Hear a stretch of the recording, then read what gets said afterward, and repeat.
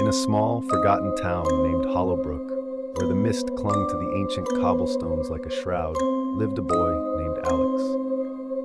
Hollowbrook was a place where time seemed to stand still, where the sun barely penetrated the dense canopy of the forest, and where secrets whispered in the night.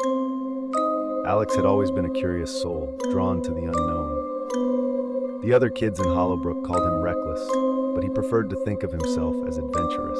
One chilly autumn evening, unable to resist the pull of the forest, Alex decided to explore the outskirts of town, venturing into the woods that were said to be haunted. As he walked deeper into the forest, the trees grew thicker and the light dimmer, until he stumbled upon an old, dilapidated mansion. The mansion was a relic from another time, its walls covered in ivy and its windows dark and hollow. Drawn by an inexplicable force, Alex entered. The air inside was thick with dust and the scent of decay.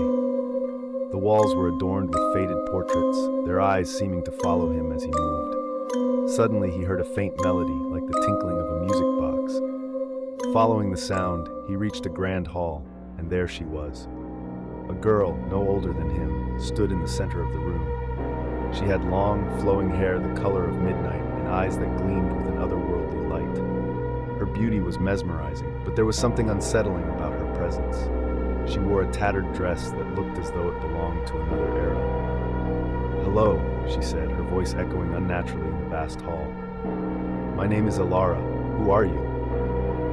"Alex," he replied, unable to tear his gaze away from her. Over the next few days, Alex found himself drawn back to the mansion, captivated by Alara's mysterious allure. She spoke of strange things, ancient rituals, forgotten gods, and a curse that bound her to the mansion.